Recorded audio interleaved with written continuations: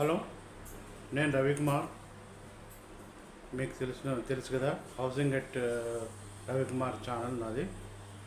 మీరు ఎంతగానో ఆదరిస్తున్నందుకు ధన్యవాదాలు. నాకు నాకు నేను సివిల్ ఇంజనీర్. నాకు సంబంధించిన టెక్నికల్ విషయాల జోలికే వెళ్తాను సాధారణంగా. కానీ ఒక విషయం గురించి ఈరోజు వెళ్ళాలనుకున్నాను, మెడికల్ దాని గురించి. నా వీడియోల్లో ఒకటి వెయిట్ లాస్ గురించి ఉంది, తర్వాత ఇది సెకండ్ వీడియో మెడికల్ గురించి. అయితే ఇది నా సన్నిహితులు, నా ఫ్రెండ్సు, నా రిలేషన్లో చూసి నేను అంతా పరిశీలించి నా అనుభవంతో గ్రహించి మీకు కొన్ని విషయాలు తెలియజేయాలని అనుకుంటున్నాను. కిడ్నీలకు సంబంధించిన విషయంలో ఆ విషయాలను మీరు నా యొక్క ఎక్స్పీరియన్స్ అనుభవంగా మాత్రమే మీరు స్వీకరించండి. మీరు ఏది చేసినా కానీ డాక్టర్ సలహా తీసుకొని చేయండి. నేను మాత్రం నా అనుభవాలను కొన్నింటిని మీ ముందు చూస్తున్నాను. నా అనుభవాలు అంటే నా ఫ్రెండ్స్ అనుభవాలు, మా రిలేటివ్స్లో ఉన్న వాళ్ళ అనుభవాలు, తర్వాత కొందరు సన్నిహితుల అనుభవాలు, వీటిని చూసి నేను చెప్తున్నాను. ఇంతగా నేను చెప్పేదంటే కిడ్నీస్ ఫెయిల్యూర్. కిడ్నీస్ అనేది మన దేహంలో చాలా ముఖ్యమైన భాగం. కిడ్నీస్ అనేది చాలా ముఖ్యమైనది. అది మన రక్తాన్ని శుద్ధి చేస్తుంది. అట్నే మన అన్నింటినీ మనం తిన్నదాన్ని అంతా శుద్ధి చేసి దాన్ని వేస్ట్ పదార్థాన్ని వేస్ట్ మెటీరియల్ను ఫిల్టర్ చేసి మనం బయటికి పంపించేస్తుంది. ఇవి కిడ్నీస్ మామూలుగా ఫిల్టరింగ్ ఏజెంట్గా పనిచేస్తుంది. సో ఇది శరీరంలో అతి ముఖ్య భాగం. కిడ్నీస్ పాడైతే చాలా ప్రాబ్లం. ఎందుకంటే అది డబ్బుతో కూడిన వ్యవహారం. డయాలసిస్ చేయాల్సి వస్తుంది. తర్వాత కొన్ని రోజులకు డయాలసిస్ కూడా అయిపోయిన తర్వాత అది కిడ్నీ ట్రాన్స్ప్లాంటేషన్ చేయాల్సి వస్తుంది. ఇదంతా ఖర్చుతో కూడిన తర్వాత ఎంతో సహనంతో, ఓపికతో, మనకు బాధతో చేయించుకునే వ్యవహారం. కాబట్టి కొందే జాగ్రత్త పడితే మనం కొంతలో కొంతైనా బయటపడవచ్చు. మనం జాగ్రత్త పడకుండా ఇది సడన్గా వచ్చే వ్యవహారం కాదు. ఇది డిసీజ్ అనేది అది ఎన్నో ఏళ్ళ నుంచి మనకు తెలియకుండా మనలోనే చేసి కొన్ని సిమ్టమ్స్ చూపించినా కానీ మనం పట్టించుకోకపోతే మనకు జరిగేది తీవ్రమైన నష్టం కలుగుతుంది. కాబట్టి ముందు మనం ఏం చేయాలంటే, ఎవరికైనా కానీ కొద్దిగా సిమ్టమ్స్, ఎలాంటి సిమ్టమ్స్ అంటే ముఖము, అది కాళ్ళు ఉబ్బినా కానీ, పాదాలు ఉబ్బినా కానీ, పాదాల్లో నీరు వచ్చినా కానీ, ముఖం ఉబ్బినా కానీ, అంటే శరీరంలో నీరు వచ్చినా కానీ వెంటనే ఏం చేయాలంటే డాక్టర్ని కన్సల్ట్ చేయండి.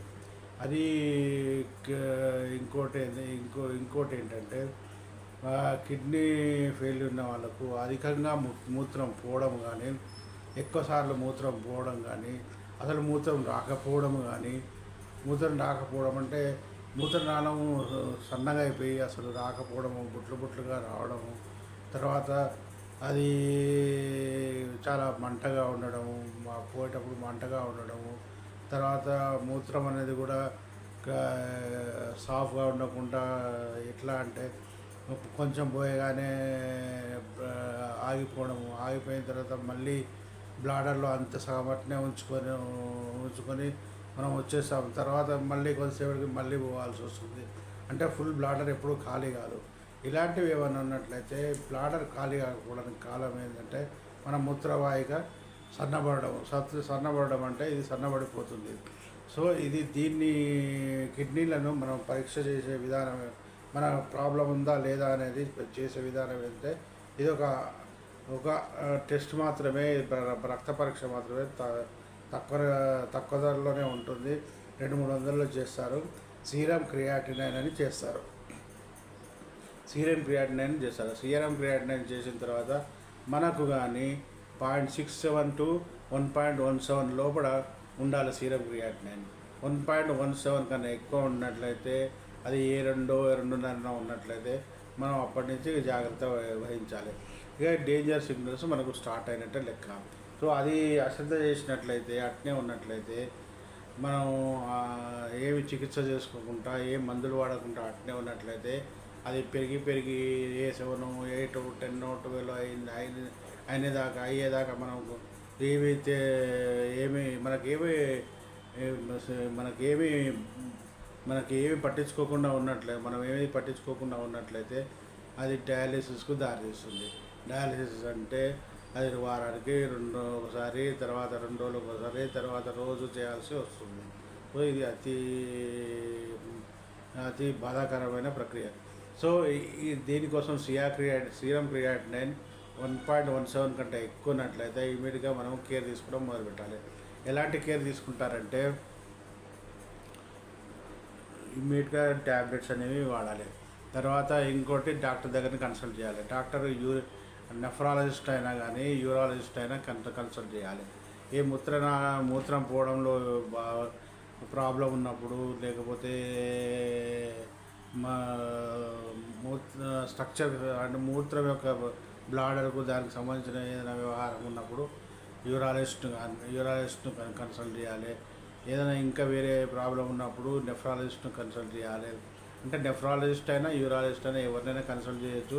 మన డాక్టర్ ఫిజిషియన్ అడిగినట్లయితే ఆయన చెప్తాడు. మన ఫిజిషియన్ ఎవరు ఉంటారో ఆయన చెప్తే, మన ప్రాబ్లం చెప్తే ఎవరికి కన్సల్ట్ చేయాలో ఆయన చెప్తాడు. సో మనం యూరాలజిస్ట్ కలిసినట్లయితే ఆయన కొన్ని పరీక్షలు చేస్తాడు. రక్త పరీక్ష, సీరం క్రియాటినైన్, యూరిక్ యాసిడ్, తర్వాత కొలెస్ట్రాల్, తర్వాత ఇవన్నీ పరీక్షలన్నీ చేస్తాడు. ముఖ్యంగా మనకి ఏంటంటే ఇటువంటి కిడ్నీ ప్రాబ్లమ్స్ దేనికి వస్తాయంటే మన బీపీ, షుగర్ లెవెల్ కంట్రోల్లో ఉండకపోవడం వల్లనే డయాబెటీస్ వల్ల ఇంకా తొందరగా వస్తుంది. బీపీ అనేది ఎప్పుడు 130/90, మనకి ఈ ఏజ్లో 130/90 లేకపోతే 140/90, కొద్ది లావుగా ఉన్న వాళ్ళకైతే 140/90 ఉన్నా కానీ పర్వాలేదు. కానీ 160, 170 కంటిన్యూస్గా మనకు సంవత్సరాల కొద్దీ మనకు తగ్గకుండా ఉన్నట్లయితే అది కిడ్నీలపై ఎఫెక్ట్ పడుతుంది. కిడ్నీలపై పూర్తిగా భారం పడి కిడ్నీ మాల్ ఫంక్షన్కు దారితీస్తుంది. అట్నే షుగర్ కూడా చాలా జాగ్రత్తగా కంట్రోల్లో ఉంచుకోవాలి. షుగర్ అనేది మనము ఎప్పుడైనా కానీ మన లిమిట్లో, మనం ఎంత షుగర్ లిమిట్స్లో ఫుడ్ ఫాస్టింగ్లో, తర్వాత ఆఫ్టర్ ఫుడ్ తర్వాత ఎంత ఉందనేది రెగ్యులర్గా చెక్ చేసుకోవాలి. HbA1c టెస్ట్ చేయించుకోవాలి. ల్యాబ్లో రక్తం ఇచ్చినట్లయితే HbA1c టెస్ట్ చేస్తారు. HbA1c టెస్ట్లో మనకు 6.5, 6 వచ్చినట్లయితే మనము మంచి ఏమీ ప్రాబ్లం లేనట్లే. ఒకవేళ HbA1c మీకు 7 దాకా వచ్చినట్లయితే, 7 వచ్చినట్లయితే డయాబెటిక్గా ఉన్నారు, డయాబెటిక్ ఉంది అన్నట్టు ప్రాబ్లం. డయాబెటిక్ కంట్రోల్లో లేదు అని తెలుస్తుంది. ఈ డయాబెటిక్ అనేది కంపల్సరీగా మందులు వేసుకుంటూ డయాబెటిక్ను మన షుగర్ను, మన ఇంకోటి ఇది బీపీని మనం మందులు వేసుకుంటూ కంట్రోల్లో ఉంచుకున్నట్లయితే కిడ్నీపై భారం పడకుండా కిడ్నీ సరిగా ఫంక్షనింగ్ చేస్తుంది. అట్లే ఇంకోటి ఏంటంటే మనము ఎప్పుడు కూడా కిడ్నీకి సంబంధించిన మూత్రనాళం ఏమైనా మనకు అది లోపల బ్లాడర్లో బ్లాక్ అయితే, అది సన్నబడినట్లయితే మన యూరిన్ బ్లాడర్లో సన్నబడినట్లయితే ఆ డాక్టర్ని కన్సల్ట్ చేస్తే కొన్నిసార్లు అక్కడక్కడే ఒక చిన్న అనస్థిషియా ఇచ్చి దాన్ని కొద్ది దారిని సరి చేసి మంచిగా యూరిన్ ఫ్రీగా పోయేటట్టు చేస్తారు.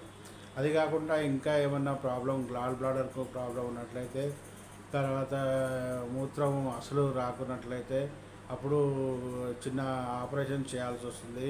అది కొంత ఖర్చుతో కూడిన వ్యవహారం. ఖర్చు అంటే 1-2 లక్షలు కావచ్చేమో, హాస్పిటల్ బట్టి ఉంటుంది. ఎంత కానీ ఖర్చు మాత్రం తప్పనిసరిగా చేయాల్సి వస్తుంది.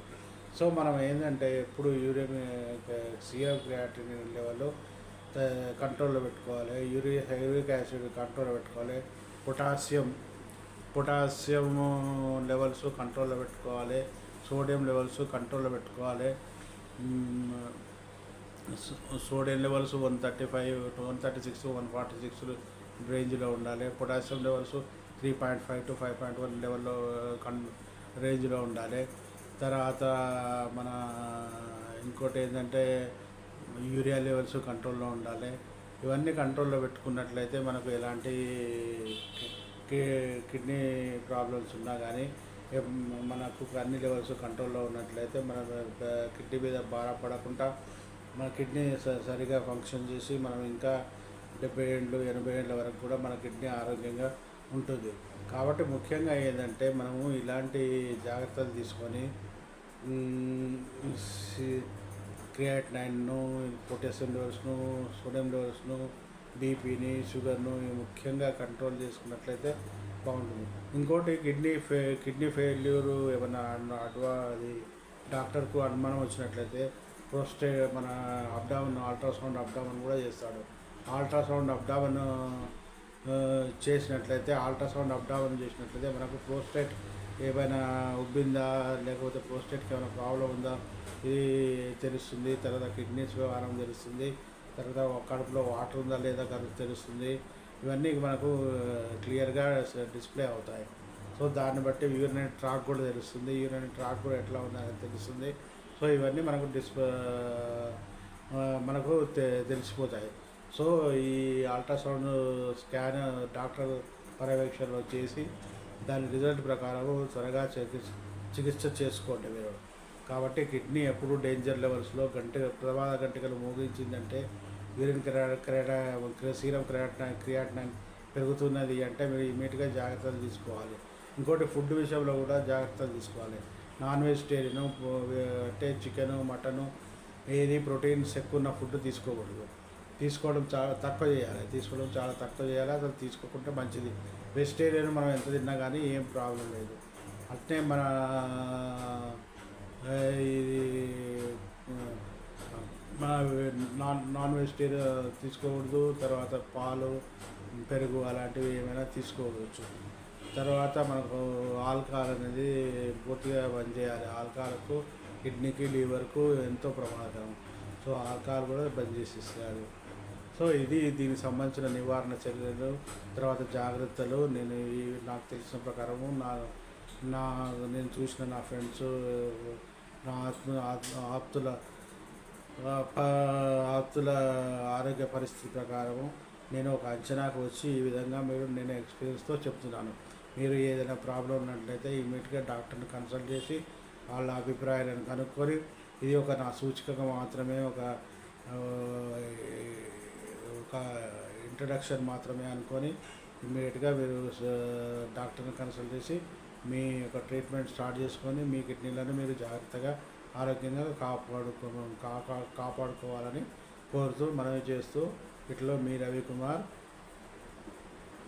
ఇంతటితో ముగిస్తున్నాను.